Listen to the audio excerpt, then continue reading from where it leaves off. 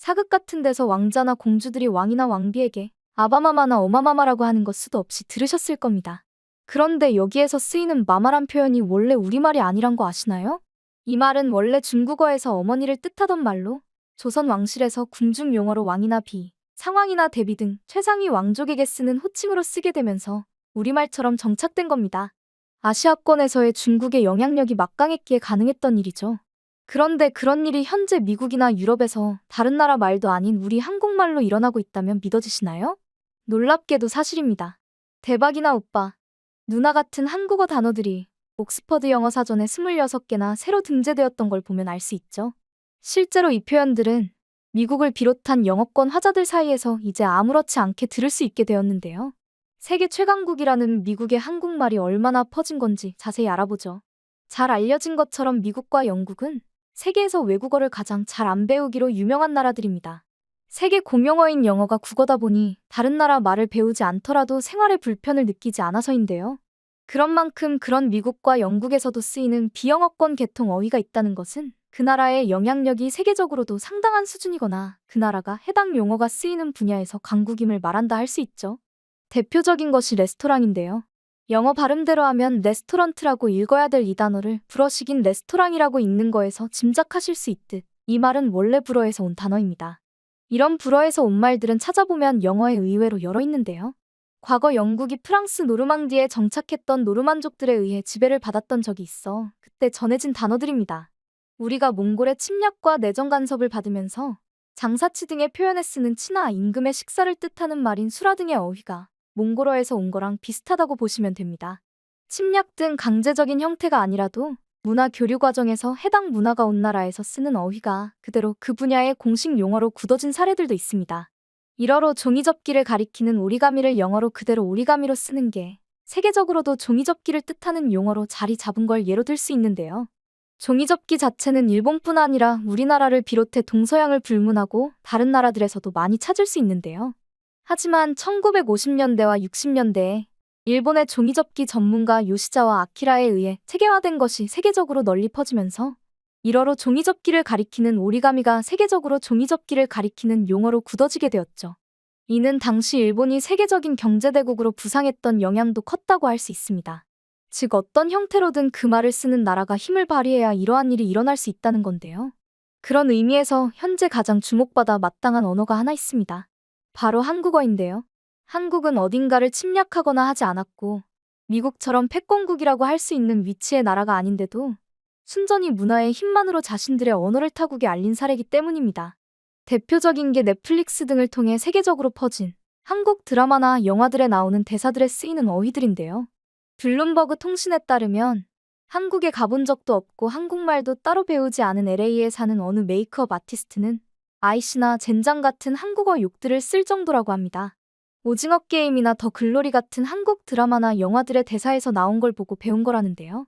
실제로 넷플릭스로 서비스되는 한국 드라마와 영화들 때문에 한국 욕이 세계적으로 널리 퍼져서 해외 네티즌들 사이에서는 이런 이미지까지 돌 정도입니다. 여기다가 발음을 있는 그대로 적었다간 여러모로 큰일 날 수 있는 말들 뿐인데요. 물론 어지간해서는 써서는 안 되는 욕인 만큼 이게 세계적으로 알려진다고 좋을 게 있냐 하실 수 있겠습니다. 하지만 바꿔 말하면 우리가 정식 교육에서는 가르치지 않고 알리기를 원하지 않는 이런 말들까지도 널리 퍼지고 무슨 의미인지 알 정도로 한국말이 해외에도 널리 알려지고 많은 관심을 받고 있다는 거기도 합니다. 여러분들도 영어 딱히 잘하시지 않더라도 F나 S로 시작하는 네 글자가 욕이란 건 다 아시는 것처럼요. 다행히 많은 분들이 우려하시는 것처럼 한국어 욕만 세계적으로 퍼진 건 아닌데요. K-팝이 인기를 끌면서 아이돌 팬덤을 통해 다른 한국어 표현들이나 한국어 자체도 널리 퍼지고 있습니다. 앞에서 잠깐 소개해드린 옥스퍼드 영어 사전에 등재된 오빠나 언니, 애교 같은 단어들도 K-팝 아이돌을 좋아하는 팬들을 통해 널리 알려지게 된 어휘들입니다. 해외 팬들이 한국 아이돌 팬들이 그러는 것처럼 자기가 좋아하는 가수들을 브라더나 시스터같이 영어나 자국어로 번역해서 말하는 게 아니라 한국말 그대로 오빠나 언니라고 부르고 그들이 부리는 애교를 그대로 애교라고 말하는 건데요. 이는 이들 어휘가 사전적 의미에서는 영어나 다른 언어에서도 똑같거나 비슷한 걸 찾을 수는 있어도 특유의 그 뉘앙스까지 그대로 전달하기는 어려워서 그걸 있는 그대로 즐기기 위한 노력이라 할 수 있습니다. 대표적으로 애교만 해도 이걸 우리가 쓰는 의미와 뉘앙스를 100% 있는 그대로 전달할 수 있는 어휘를 영어나 다른 서구권 언어에서 찾기는 어렵죠. 그래서 K-팝 아이돌 팬들은 어설프게 다른 말로 번역하기보다는 애교를 그냥 한국말 그대로 애교로 부르는 등 한국말을 그대로 쓰는 쪽을 택하는 경우가 많습니다. 실제로도 SNS에 오빠나 언니, 애교라고 치면 다른 말들은 다 영어로 써놨어도 이 말들을 비롯해 몇몇 어휘들만은 한국말 발음 그대로 써놓은 K-팝 아이돌 팬들의 글을 많이 볼 수 있죠. 다른 말들은 다 영어로 써도 오빠나 언니, 애교 같은 것들은 한국말 발음 그대로 쓰는 게 인상적인데요. 이런 특징적인 어휘 몇 개만 따로 배우는 걸 넘어 아예 한국말을 통으로 배워서 쓰거나 배우지 못했더라도 번역기를 써서라도 한국말로 글을 쓰는 아이돌 팬들도 적지 않습니다. 그래서 요즘에는 K-팝 아이돌 관련 글은 한국말로 써놨다고 해서 무조건 한국 사람이 쓴 걸로만 생각하면 곤란할 수 있죠. 하지만 한국말로 되어 있다고 해도 의외로 간단히 어느 게 한국 사람이 아닌 외국인이 쓴 건지 구분할 수 있습니다. 한국말을 급하게 배우느라 혹은 번역기를 쓰느라 어색한 티가 팍팍 나는 글들이 있어서인데요. 예를 들어 방탄소년단 영상의 한 댓글에는 내 마음은 당신이 우는 것을 보고 천조각으로 부서집니다라고 써있는데 무슨 말인지 이해는 할 수 있지만 한국 사람이 쓴 거라고 보기에는 뭔가 확실히 어색한 감이 있죠. 이는 다른 나라 말로 써놓은 댓글을 번역기로 직역해서인데요. 이것처럼 보기에 따라서는 시적으로 느껴질 수 있게 된 것도 있지만 아니다. 울지 마십시오. 당신 아무 잘못하지 않았다. 당신의 석진 세계적인 잘생김 남자. 그는 단지 장난꾸러기 햄스터라는 댓글처럼 어떻게 봐도 번역기를 쓴 티가 너무 나는 대참사가 벌어지기도 하죠. 하지만 번역기 때문에 나오는 이런 어색하기 그지없는 문장들도 한국 문화를 있는 그대로 즐기려는 노력에서 나온 것인 만큼 우리로서는 흐뭇하다 할 수 있습니다. 이런 뭔가 어색한 한국어 번역기 문장 때문에 우리가 생각했던 형태하고는 다르게 미국에 퍼진 한국 문물도 있는데요.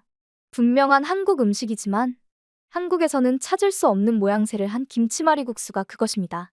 한때 유튜브 등의 김치 누들랩이라고 해서 면에다가 김치를 싸서 먹는 원조 한국 사람들조차도 난생 처음 보는 희한한 요리를 먹으면서 한국 요리라고 하는 먹방 영상들이 대거 올라왔던 적이 있습니다. 밥 없이는 한국 사람들에게도 너무 맵거나 짤 수 있는 생김치를 통으로 라면에다 싸서 입에 우겨 넣는 용기가 참으로 가상한데요. 김치의 원조인 한국 사람들조차도 할 생각을 못했던 이런 무모한 도전을 미국을 비롯한 세계 각국 사람들이 하게 된 건 번역기 탓입니다. 우리가 흔히들 아는 김치말이국수를 구글 번역기를 써서 영어로 번역하면 김치 롤드 누들스라고 나와서인데요. 원래는 김치를 국수 국물에다가 말아서 먹는다는 의미인 걸 발음이 똑같다고 면에다 국수를 마는 걸로 잘못 번역한 겁니다. 그래서 이를 아무런 의심 없이 받아들인 수많은 미국인들이 눈물범벅이 되어가며 김치를 라면에다 말아서 먹었던 거죠. 다행히 한국말 그대로 김치말이국수라고 치면 우리가 아는 그 김치말이국수가 유튜브에도 그대로 나오지만 앞에 한국 사람들은 처음 보는 김치말이국수에 비하면 조회수가 너무 적은데요. 부디 외국인들도 우리가 아는 그 칼칼하면서도 시원시원한 원조 김치말이국수를 맛있게 먹었으면 좋겠네요. 이런 일이 일어나는 건 구글 등 구미권 기업들이 만들고 운영하는 번역기 서비스가 기존의 서구권에서 주로 쓰던 언어들에 최적화되어 있어 한국어 등 다른 문화권의 언어들을 번역할 때에는 오류가 많아서인데요. 이 문제를 해결하기 위해 수많은 이들이 노력하고 있지만 이를 언제까지고 앉아서 기다릴 수만은 없는 사람들은 본인이 직접 한국어를 배우고 있습니다. 이는 수치상으로도 확인할 수 있는데요. 미국 대학에서 2016년부터 2021년까지 다른 모든 영어 외 외국어 수업 등록자 수는 16.6%가 감소한 것으로 나타났지만 한국어만은 예외였습니다.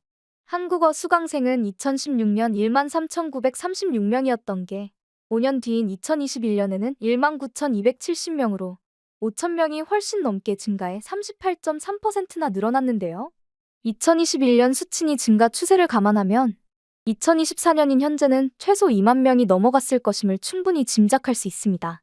그 사이 한류 콘텐츠의 인기가 더욱 커진 걸 생각하면 다음 조사 결과가 나오는 2026년에는 얼마나 늘어나 있을지 기대가 되네요. 전체 수강생 순위에서도 한국어는 탑10 안에 들어갔는데요.